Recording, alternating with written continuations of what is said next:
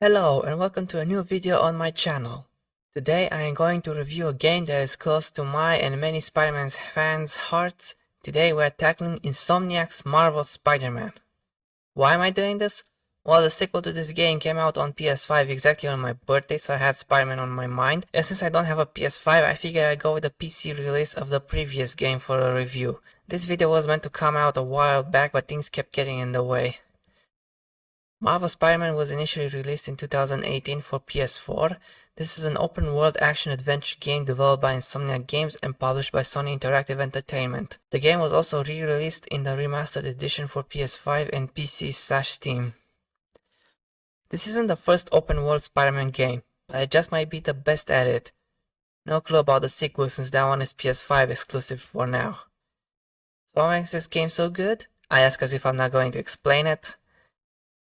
The game starts with Peter Parker getting ready for the day, and already he has two things to worry about: rent and the arrest of Wilson Fisk, aka the Kingpin of Crime, the large man in charge of criminal activities in New York City. Of course, he chooses to be Spider-Man and starts off worrying about rent later, a classic Spider-Man story beat. And so the game starts with a web slinging tutorial. The web slinging in this game is free flow and makes it so that you don't lose speed when traveling. Web slinging is so fun that me and many other players did not bother to use the fast travels available at various police stations. You can do regular swing, you can web zip to gain a little bit of speed and distance while midair, and you can also jump on specific points on buildings and launch yourself off of them. Some of these moves will require upgrades to be improved, and combining these elements makes for a fun and unique way to travel through the city. Speaking of upgrades, there are plenty for traversal, stealth, and combat. You unlock points for upgrades by gaining experience and leveling up. While we're at it, let's talk combat. The game has a simple combat system.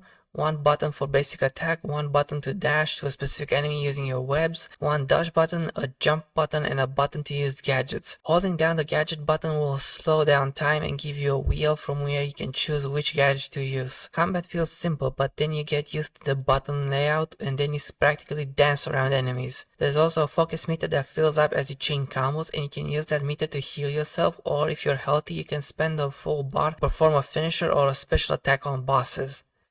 I love these finishers. There is no kill like overkill.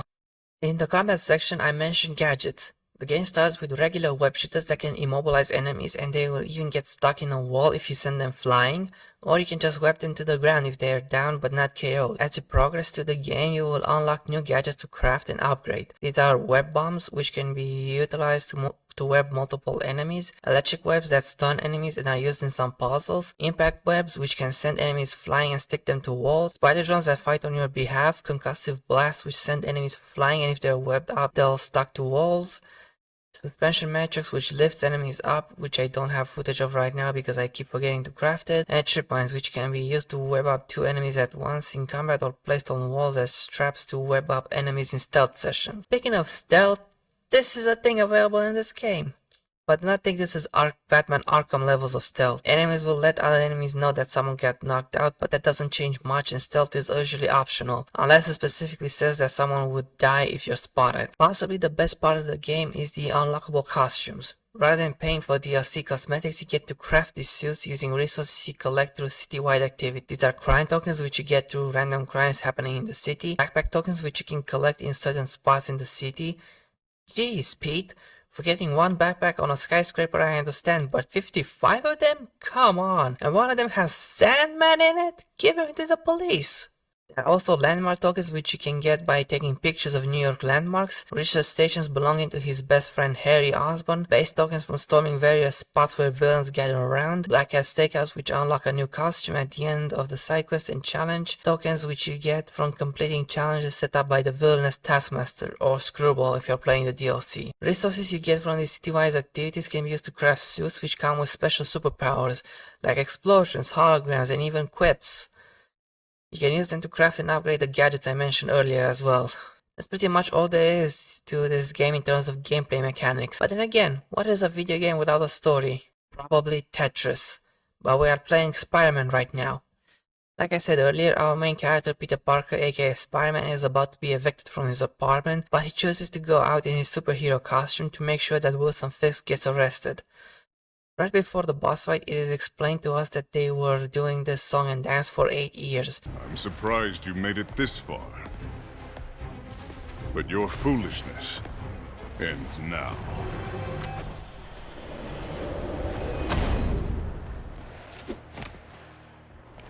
You do know I can still see you, right? 8 years of this insolence. Further cementing that this Spider-Man is an adult, unlike the last dozen incarnations that had him as a teenager. A move I personally appreciate since I grew up with the 90s animated series, where he got married and had an actual job. After dealing with the big man, we slowly get introduced to the main cast of characters. Later we head to the Peter Parker's day job as an assistant of none other than Dr. Otto Octavius, who many fans of the web slinger know him as Dr. Octopus, or Doc Ock for short. After a failed experiment in prosthetics technology, Peter meets with Yuri Watanabe, a police captain that actually trusts Spider-Man, even though she doesn't like his humor. She even asks for help with radio towers that unlock the map and make all the citywide activities viewable on the map. After that, we have a meeting with Aunt May, who works at a homeless shelter called Feast, just like in the comics. And just like in the comics, the shelter is run by Martin Lee. After that, Peter heads out to a museum where criminals have gathered, along with Mary Jane, who happens to be there because she's a journalist this time for Daily Bugle and was hoping to write a story on the illegal activities of Wilson Fisk at that museum. The two of them haven't spoke to each other because they broke up, but as you might guess, they make up at the end of the game. The museum is attacked by a new group of criminals called the Demons, who took advantage of the fact that Big Willie is in jail. After a couple more missions and a bombing at the mayor's office that killed a special cop and many other innocent people, Spidey discovers that the leader of the Demons is actually Martin Lee, and that is not all. We also discover that Martin was after a substance called Devil's Breath, a dangerous chemical that he would release into the air to get revenge on the mayor of the city, aka Norman Osborn. Another name that many fans of the web slinger would recognize. After a round of web bam thank you ma'am, the leader of the Demons gets arrested and sent to the raft, where nothing bad would happen.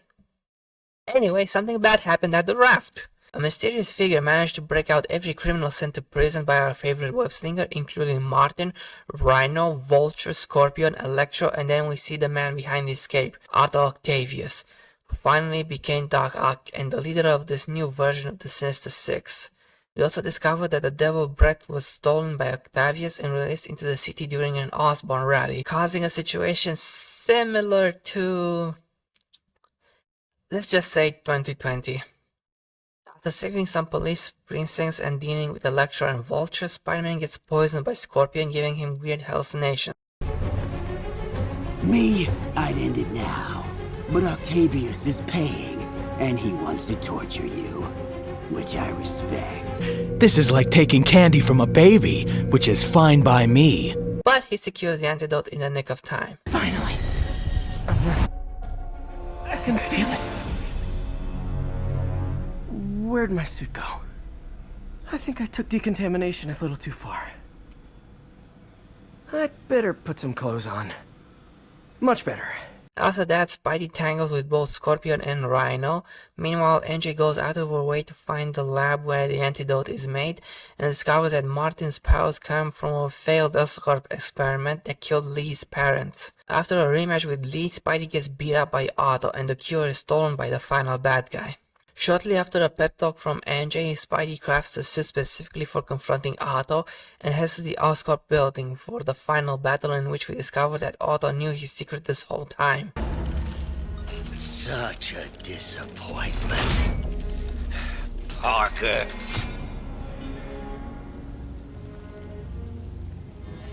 You knew?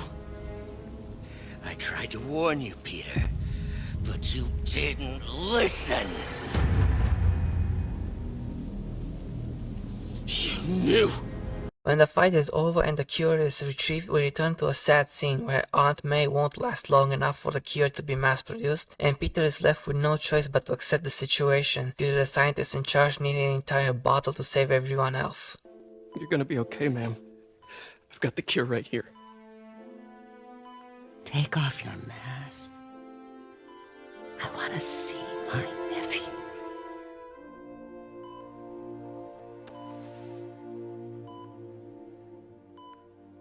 You knew? I've known for a while. I never wanted you to worry. I did. And I am so proud of you. And Ben would be too. All the people you've saved. I don't know what to do. Yes, you do.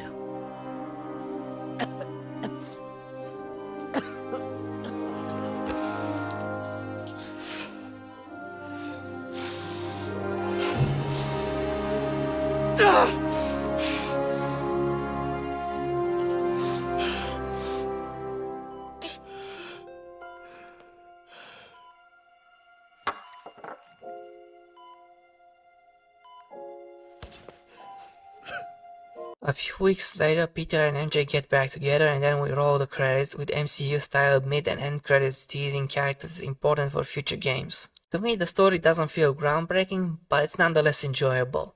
Again, I appreciate that they made Spider-Man an adult this time, and I can't wait to see the sequel in action. Hopefully it will be on PC as well.